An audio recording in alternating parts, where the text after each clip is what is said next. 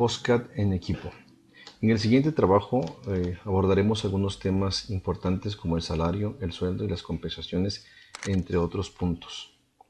El salario, el sueldo y las compensaciones sin duda alguna reflejan el resultado del esfuerzo realizado de un trabajo u oficio que alguien desarrolla en determinados lugares y puestos. Lamentablemente, los sueldos o los salarios distan de ser los más generosos y los más equitativos para la clase trabajadora, ya que quienes definen los estándares de los salarios parece ser que desconocen la realidad en la que vive la mayoría de la clase trabajadora y que los salarios de muchos no concuerdan con el costo de vida presente.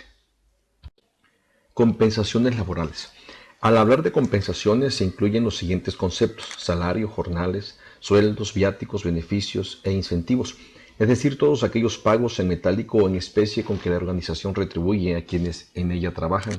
Al considerar las empresas el sistema de compensaciones, lo hacen en términos costos y beneficios, esto es, cuando fija una remuneración o cuando establece un incentivo, espera un resultado de su inversión. Se entiende por incentivo un estímulo ubicado fuera del orgánico que se asocia a uno o más factores intraorgánicos para producir una actividad determinada.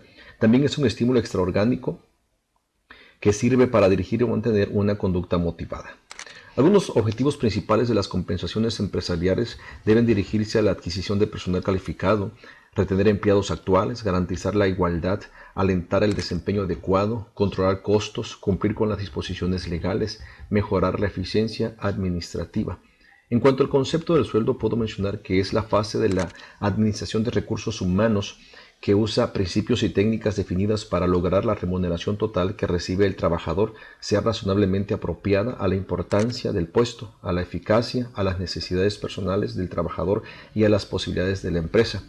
Escritores como Chivanato menciona que el sueldo es un procedimiento sistemático para establecer una estructura de la remuneración. Strauss y Sayles dicen que es toda retribución que percibe el hombre a cambio de un servicio que ha prestado con su trabajo, es decir, la remuneración por una actividad productiva. En cuanto a la etimología del salario, deriva del término sal, aludiendo al hecho histórico de que alguna vez se pagó con ella. Aspectos del salario. El concepto de salario es analógico, tiene acepciones diversas según sea el campo en el que se le considera, pues tienen ellos elementos comunes indiscutibles, presenta aspectos parcialmente distintos. Los aspectos principales que se deben analizar son el jurídico, el moral, el económico y el administrativo. Algunas diferencias entre sueldo y salario son las siguientes. La diferencia principal es que el salario se paga por hora o por día, aunque se liquide semanalmente de ordinario. El sueldo se paga por mes o por quincena, pero la verdadera diferencia es de índole sociológica. El salario se aplica más bien a trabajos manuales o de taller, el sueldo a trabajadores intelectuales, administrativos, de supervisión o de oficina. Minerva Guadalupe Enríquez Barragán, Grupo 9331. Pregunta 4. Definición de salario mínimo. Es la forma de nombrar a la remuneración de un individuo que recibe de manera periódica por realizar un cierto trabajo. Nos pide mencionar cuáles son las zonas en las que se divide la República Mexicana para el salario mínimo. A partir del 2016 se declara un solo salario mínimo para todo el país. Pregunta 5. ¿Quién regula el monto del salario mínimo en México? La Comisión Nacional de los Salarios Mínimos, representada en el 2016 por Basilio González Núñez, y el sector obrero, patronal y el gobierno negocian en conjunto y regulan el salario mínimo de acuerdo a las condiciones económicas del país. Pregunta 6. Monto actual del salario mínimo. Actualmente el salario mínimo en la República Mexicana es de 74.04 pesos como un área única geográfica. Compuesto salarial. Conjunto de factores internos, organizacionales y externos ambientales que condicionan a los salarios determinando sus valores. 8. Concepto de administración de salarios.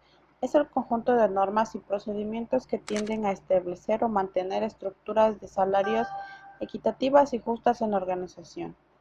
Los salarios con respecto a los demás cargos de la organización, buscando un equilibrio interno de estos salarios. Política salarial. Es un conjunto de principios que ayudarán a la orientación y filosofía de la organización en lo que se refiere a la administración de remuneraciones. Toda política salarial es dinámica porque tiene que ir cambiando de acuerdo a las diferentes circunstancias que se pueden presentar dentro y fuera de la empresa. ¿Qué es un cargo? El conjunto de todas las tareas que debe realizar un trabajador. Clasificación de cargos.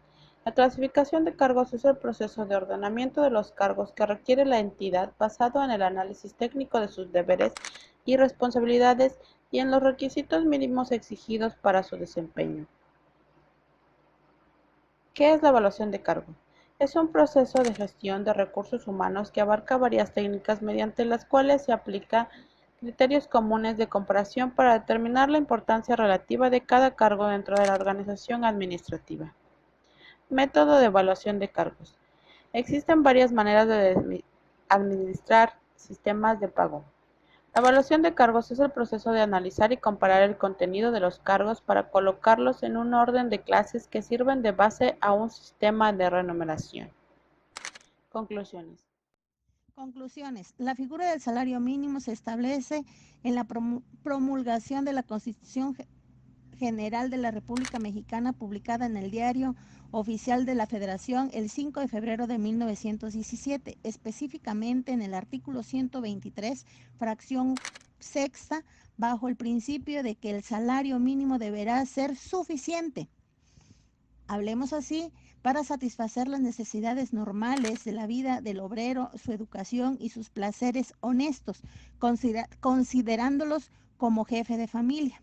Se determina objeto asimismo en la fracción octava que el salario mínimo no podrá ser objeto de embargo, compensación o descuento alguno. Respecto a los salarios mínimos profesionales, aumentan en la misma proporción en el que se hace el salario mínimo general, conservando para cada profesión